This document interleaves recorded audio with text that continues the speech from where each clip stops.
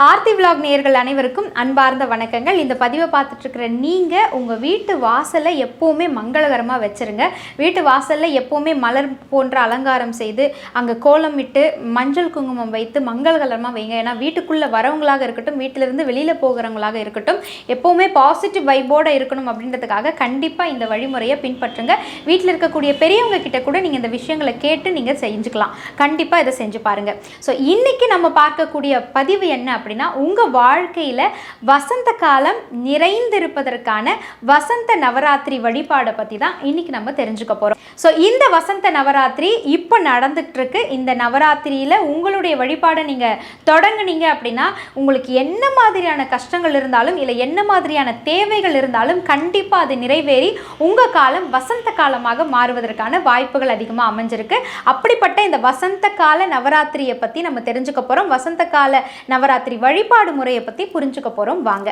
So ஏற்கனவே நம்மளுடைய விஜய் ஆர்த்தி விலாகில் மொத்தம் எத்தனை நவராத்திரி இருக்குது, அதில் நம்ம வணங்கக்கூடிய நவராத்திரி எது, இதில் வசந்த கால நவராத்திரினா என்ன அப்படின்ற விளக்கங்களையும் நான் உங்களுக்காக ஏற்கனவே கொடுத்துருந்தேன். அந்த பதிவு நீங்கள் பார்க்கணும் அப்படின்னு நினச்சிங்கன்னா கீழே நான் உங்களுக்கான அதற்கான லிங்க் தரேன், அதையுமே நீங்கள் போய் பாருங்கள். ஸோ இப்போ நடந்துட்டு இருக்கிறது நான் அப்போவே குறிப்பிட்ட அந்த வசந்த கால நவராத்திரி தான். இது எப்போவுமே ஒவ்வொரு வருடத்தினுடைய தமிழ் மாதமாகிய பங்குனி மாதத்தில் வரக்கூடிய அமாவாசை மறுநாளிலிருந்து இந்த 9 நாட்கள் நவராத்திரி வசந்த கால நவராத்திரியாக எல்லாருமே கொண்டாடுறாங்க. நம்ம கொண்டாடக்கூடிய நவராத்திரி எதுனா புரட்டாசி மாசத்துல ஆரம்பிக்கக்கூடிய அந்த நவராத்திரி. அப்பதான் நம்ம என்ன பண்ணுவோம், கொலுலாம் வச்சு பொம்மைகள்லாம் வச்சு வீட்டுக்கு குழந்தைங்கள்லாம் வர வச்சு ஆடி பாடி கொண்டாடி அந்த நவராத்திரியை நம்ம கொண்டாடுவோம். அந்த நவராத்திரி தான் எல்லோருக்குமே பிரதானமாக தெரிந்த ஒரு நவராத்திரியாக இருந்தது. ஆனால் வீட்டுக்கு செல்வ வளம் பெருகணும், வீட்டில் அனைத்து சகல சௌபாகியங்களும் வரணும், மகிழ்ச்சி நிறைஞ்சிருக்கணும், நம்மளுடைய பிரச்சனைகளுக்கெல்லாம்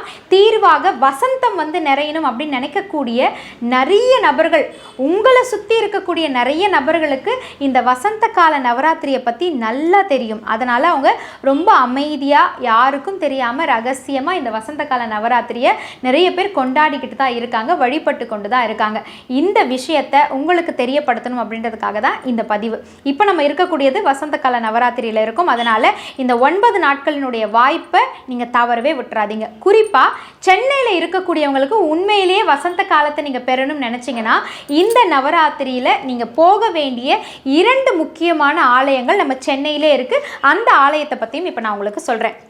இந்த வசந்த கால நவராத்திரியை இந்த 2 ஆலயங்கள்லையும் ரொம்ப விமரிசையாக கொண்டாடுவாங்க.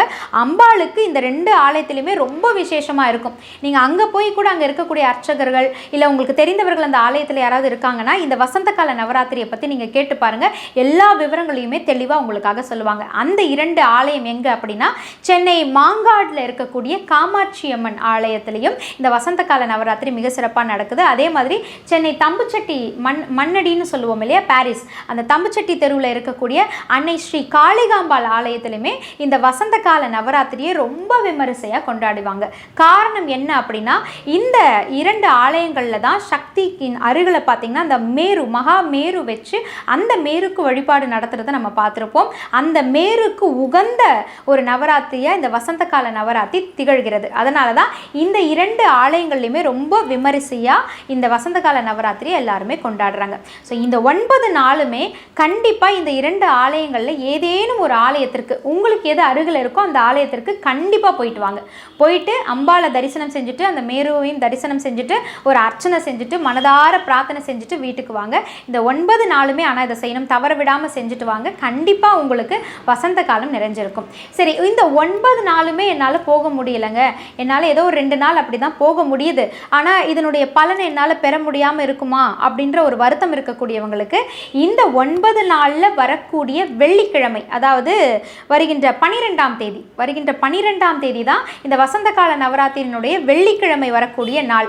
அன்றைக்கு கண்டிப்பாக நீங்கள் 2 ஆலயங்களில் ஏதேனும் ஒரு ஆலயத்துக்கு போயிட்டு இறைவனை வழிபாடு செஞ்சுட்டு ஒரு அர்ச்சனை செஞ்சுட்டு மனதார பிரார்த்தனை செஞ்சுட்டு அங்கேயே உட்கார்ந்து தியானம் செஞ்சுட்டு வீட்டுக்கு வந்த பிறகு நான் சொல்கிற இந்த வழிபாடு முறையை உங்கள் வீட்டில் செஞ்சு பாருங்கள். இது இந்த 9 நாளுமே நீங்கள் வழிபட்டதற்கான ஒரு முழுமைத்தன்மையாக அமையும். அதற்காக தான் நான் இதை சொல்கிறேன். சொல்கிறேன். இதற்கு உங்களுக்கு வீட்டில் தேவை என்ன அப்படின்னா, லலிதா திரிபுர சுந்தரி அம்பாளினுடைய ஃபோட்டோ நமக்கு தேவை. இந்த ஃபோட்டோ இல்லை அப்படின்னா டவுன்லோட் பண்ணி எடுத்துக்கோங்க. ஸோ அப்படி அந்த ஃபோட்டோவுக்கான வாய்ப்பு இல்லை அப்படின்னு சொல்லக்கூடியவங்க உங்கள் பூஜை அறையில் எந்த சக்தியினுடைய ரூபம் இருந்தாலும் பரவாயில்ல, அந்த சக்தியை மையமாக வைத்து அந்த வெள்ளிக்கிழமை நீங்கள் மாலை பிரார்த்தனை மேற்கொள்ளணும். அந்த சக்திக்கு மல்லிப்பூ இல்லைன்னா மறிக்கொழுந்து ரெண்டில் ஏதேனும் ஒன்று வைத்து வாசனையாக அந்த மல்லிப்பூவோ மறிக்கொழுந்தோ இல்லை ரெண்டுமே கிடைச்சா கூட வாங்கி வைங்களேன், சாமிக்கு தானே, சுவாமிக்கு வாங்கி வச்சுட்டு ஏதேனும் ஒரு நெய்வேத்தியம், உங்களுக்கு என்ன நெய்வேத்தியம் செய்ய முடியுமோ, எளிமையாக எது செய்ய முடியுமோ அதை கண்டிப்பாக நீங்கள் செஞ்சு சுவாமி கிட்ட வச்சுட்டு நல்லா பிரார்த்தனை செஞ்சு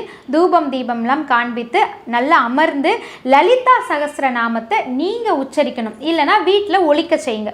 வீட்டில் ஒலிக்க செய்து நீங்களுமே அதை கேட்டுக்கிட்டே வாங்க. லலிதா சகஸ்ர நாமத்தை கேட்டுகிட்டே மனதார பிரார்த்தனை மேற்கொள்ளுங்க. இன்னொன்று இருக்குது, இந்த நவாவரண பூஜை அப்படின்னு சொல்லுவாங்க. அதாவது அம்பாளை வர்ணிக்கக்கூடிய வார்த்தைகள், வர்ணிக்கக்கூடிய மந்திரங்கள்லாம் இருக்குது. அதை சொல்லக்கூடியவங்க நிறைய பேர் இருக்காங்க. ஆலயங்களில் கூட இந்த நவாவரண பூஜையை நிகழ்த்துவாங்க. இந்த நவாவரண பூஜையை நீங்கள் உங்கள் வீட்டில் நிகழ்த்துறதுக்காகவோ இல்லை ஆலயத்தில் நிகழ்த்துறதுக்காகவோ நீங்கள் உதவலாம்.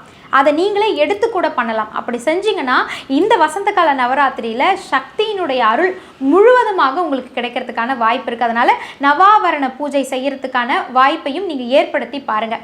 இது மட்டும் இல்லை, நிறைய பேர் அம்பாளினுடைய ஸ்லோகங்களாக இருக்கட்டும், போற்றிகளாக இருக்கட்டும், பாடல்களாக இருக்கட்டும், ரொம்ப அழகாக வர்ணித்து பாடக்கூடிய நிறைய பெண்மணிகள் இணைந்த குழுக்கள்லாம் இருக்குது. அந்த குழுக்கள் மாதிரி யாரேனும் உங்களுக்கு தெரியும் அப்படின்னா அவங்கள அழைச்சி இந்த வெள்ளிக்கிழமையில், இந்த இப்போ வரக்கூடிய இந்த நவராத்திரி வெள்ளிக்கிழமையிலையோ ஏதேனும் ஒரு நாள் உங்கள் வீட்டுக்கு அவங்கள அழைச்சி அவங்கள அம்பாளை வர்ணித்து அப்படியே பாட சொல்லுங்கள். வீடு முழுக்க அந்த சக்தியினுடைய அழகு வார்த்தைகளும் மந்திரங்களும் அப்படியே நிறைந்த வண்ணம் ரொம்ப அழகாக நமக்காக பண்ணி கொடுத்துருவாங்க. அப்படிப்பட்ட குழுக்கள் யாராவது உங்களுக்கு தெரியும், இல்லை நீங்களே உட்கார்ந்து உங்களுடைய தோழிகளெல்லாம் உட்கார வைத்து பண்ணுவீங்க அப்படின்னா இந்த வசந்த கால நவராத்திரியில் கண்டிப்பாக ஒரு நாள், அதுவும் வெள்ளிக்கிழமை அன்று இந்த மாதிரி அமர்ந்து அம்பாளை வர்ணித்து நன்றி சொல்லி அந்த பாடல்களையும் மந்திரங்களையும் சொல்லி பாருங்க. கண்டிப்பாக உங்களுடைய வீட்டில் இந்த வசந்த காலம் நிலைத்திருக்கும். நீங்கள் நினச்ச காரியங்கள் எல்லாம் கைகூடி வரும். உங்கள் மனத்தில் இருக்கக்கூடிய எல்லா கஷ்டங்களும் விலகி போயிடும். ஸோ இந்த நவராத்திரி நிறைய பேருக்கு தெரியாது, ஆனால் ஒரு சிலர் இன்னமும் ரகசியமாக அமைதியாக இந்த வசந்த கால நவராத்திரியை கொண்டாடி கொண்டு தான் இருக்கின்றார்கள், வழிபட்டு கொண்டு தான் இருக்கின்றார்கள். அதனால தான் சொல்கிறேன், வீட்டில் வழிபடுறதுக்கான வழிமுறையும் சொல்லியிருக்கேன், எந்தெந்த 2 ஆலயத்திற்கு செல்லணும் அப்படின்றதையும் நான் உங்களுக்கு சொல்லியிருக்கேன். 9 நாளையும் எப்படியாவது நான் இதை செஞ்சே தீர்வேன் அப்படின்னு சொல்லிட்டு ஒரு சபதம் எடுத்த மாதிரி 9 நாளுமே ஆலயத்திற்கு போயிட்டு வாங்க. கண்டிப்பாக உங்கள் வாழ்க்கையில் மாற்றம் நிகழும். நான் உங்களுக்கு பெரிதாக செலவு செய்வதற்கான வழிமுறைகள்லாம் நான் எதுவுமே சொல்லலை. ஆலயம் செல்வது சாலவும் நன்று அப்படின்னு பெரியவங்க சொன்னது தான் உங்களுக்கு நானும் சொல்லியிருக்கேன். அது இந்த காலகட்டத்தில் எந்த ஆலயத்திற்கு போகிறது நமக்கு உகந்ததாக இருக்கும் அப்படின்றது தான் எனக்கு தெரிந்த ஜோதிட ஆலோசகர்கள்கிட்டையோ எனக்கு ஆன்மீக ரீதியில் வழிகாட்டக்கூடிய நபர்கள்கிட்ட இருந்தோ கேட்டு நான் உங்களுக்கு சொல்லிக்கிட்டு இருக்கேன். இந்த வழிமுறையை பின்பற்றி பாருங்கள். இந்த வசந்த கால நவராத்திரி உங்கள் வாழ்வில் வசந்தம் வீசம் செய்யட்டும். அதற்கு என்னுடைய மனமார்ந்த வாழ்த்துக்கள். இந்த தகவல் உங்களுக்கு பயனுள்ளதாக இருந்தது அப்படின்னா கண்டிப்பாக உங்களுடைய அன்பை லைக் அண்ட் ஷேர் மூலமாக தெரியப்படுத்துங்க. மறக்காம காமாட்சி அம்மனினுடைய அருளையும் காளிகாம்பாள் அன்னையினுடைய அருளையும் பெற்று இந்த வசந்த கால நவராத்திரியை மிக சிறப்பாக நீங்கள் கொண்டாட வேண்டும். அதற்கு என்னுடைய மனமார்ந்த வாழ்த்துக்கள்.